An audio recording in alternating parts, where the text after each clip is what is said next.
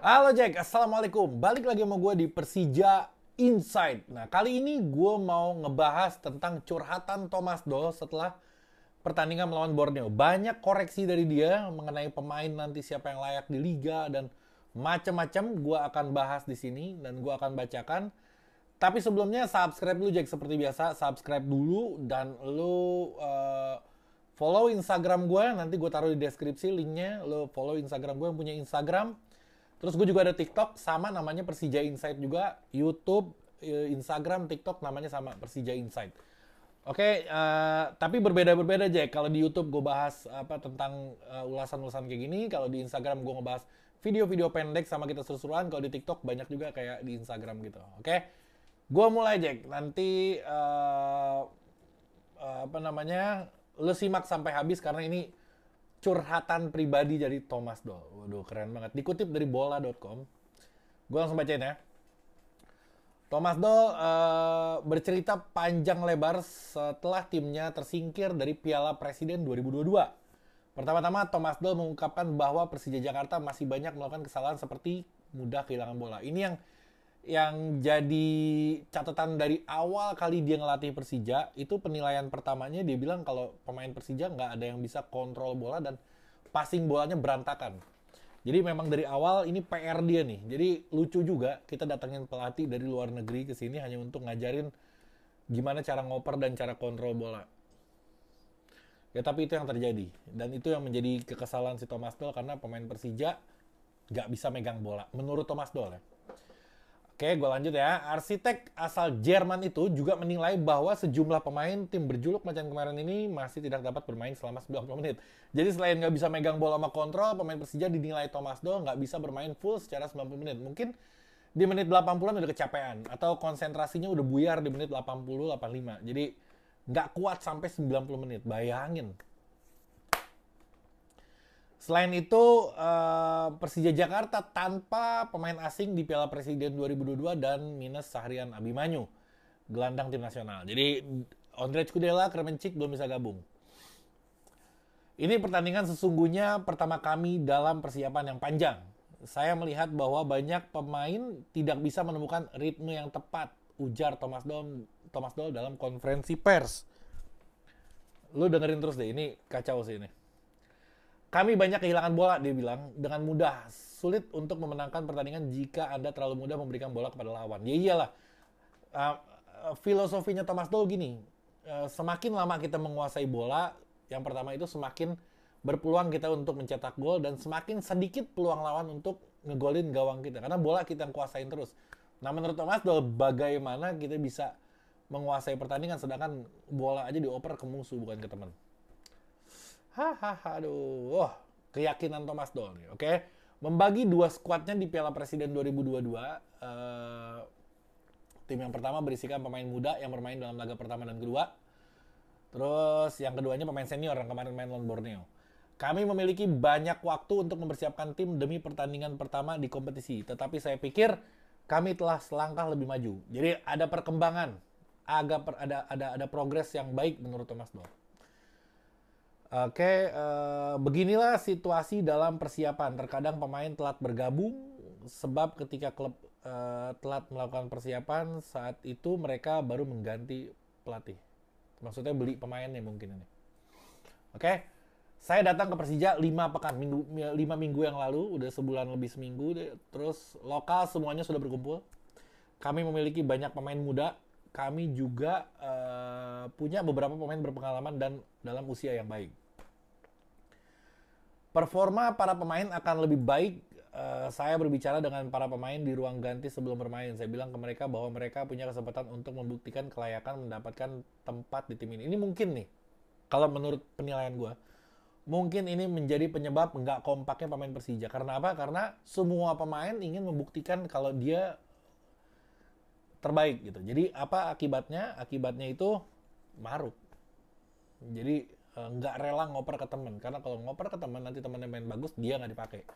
Ini pemikiran gue karena biasanya kalau seleksi itu ya kayak gitu, semua saling berharap dia yang apa, yang paling menonjol di antara yang lain. Sama kayak pemain-pemain junior yang di pertandingan 1-2 itu semua kayak gitu, kacau semua. Karena dia pengen tampil supaya dilirik, makanya jadi pada maruk mainnya. Oke. Persija sebenarnya telah mempunyai 2 pemain asing, Kudela dan Kremencik, yang berasal dari Ceko. Namun keduanya tidak dibawa ke Piala Presiden. Jadi kami seharusnya bisa memenangkan pertandingan meskipun kami tidak mempunyai pemain asing. Harusnya bisa. Para pemain saya, mereka sangat bangga dan ketika saya melihat mereka di latihan, mereka melakukannya dengan bagus. Mereka ingin berkembang, kata Thomas Doll. Akan tetapi, ini adalah pertandingan pertama sesungguhnya. Saya bisa melihat bahwa sejumlah pemain belum siap 90 menit, namun pelan-pelan semuanya akan kembali. Nggak siap 90 menit lumayan. Ini adalah bentuk tanggung jawab saya untuk melindungi pemain saya seperti Abimanyu dan mengatakan bahwa saya tidak membutuhkan dia sekarang. Jadi Abimanyu ini nggak dipaksa main sama Thomas Doll supaya dia punya waktu untuk beristirahat. Ini kutipan dari press conference-nya si Thomas Doll ini. Jadi kalau misalkan dia bilang udah keliling berbagai negara membela timnas, balik ke sini harus latihan, harus ikut pramusim pasti rentan cedera. Menurut dia kayak gitu. Thomas Doll mengatakan bahwa prioritas Persija bukanlah Piala Presiden, melainkan Liga 1. Persija terpaksa angkat koper dari Piala Presiden, selalu kalah nggak pernah menang sama sekali, 0 poin. Sebab bagi saya Piala Presiden atau turnamen semacam ini mungkin penting di negara ini, tapi saya pikir juga banyak pelatih lain tidak mungkin Anda bermain di tengah persiapan, ujar bekas. Jadi menurut Thomas Doll ini sekarang tuh latihan tuh persiapan untuk liga. Kalau misalkan ada Piala Presiden itu dianggap mengganggu. Jadi dianggap mengganggu persiapan si Thomas Doll. Setiap pelatih punya pandangannya masing-masing, beda-beda. Gue sambil ini nge-vape. Bukannya tidak respect, dia bilang. Anda berada di luar kota berhari-hari. Anda bermain malam hari, sangat larut. Anda hanya bisa berlatih selama 1 jam. Dalam 1 jam Anda tidak dapat berlatih secara normal. Karena setelah 1 jam, datang tim lain untuk berlatih. Ampun loh. Jadi lapangannya ganti-gantian sih.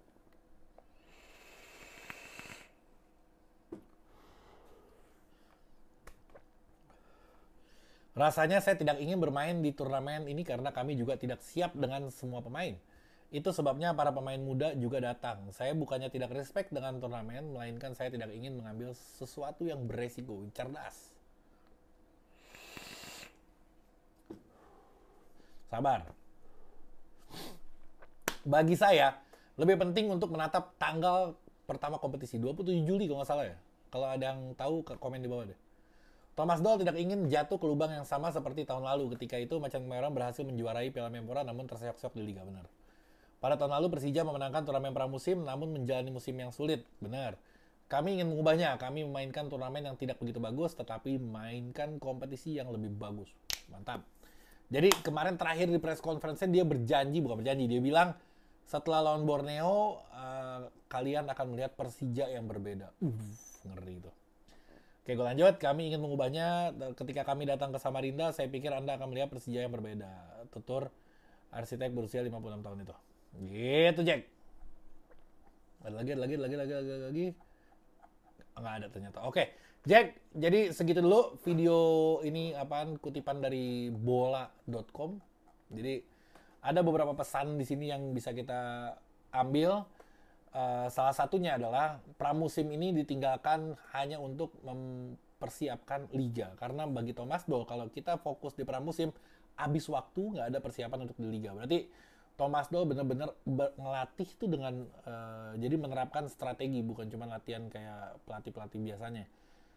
Ketika ada pramusim, terganggu strategi dia. Itu alasan dia kenapa nurunin pemain muda. Bukan mau ngasih kesempatan juga, tapi ya dia nggak mau turunin pemain intinya karena takut mengganggu. Gitu, Jack. Gue juga akan live di YouTube ini ngebahas tentang berita terbaru juga nanti abis setelah video ini. Jadi kalau lo nonton langsung sekarang nih, nanti ikutin live gue. Di situ live-nya itu gue ngebahas tentang berita dan gue ngobrol langsung sama kalian. Jadi seru banget.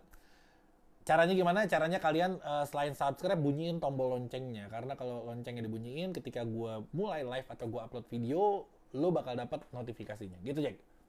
Sampai sini dulu video gue. Tonton video gue yang lain. Jangan enggak. Banyak banget video gue yang ngebahas tentang berita-berita Persija. Kalau ada pertandingan, gue nge-vlog di situ. Kalau nggak ada pertandingan, gue bahas berita.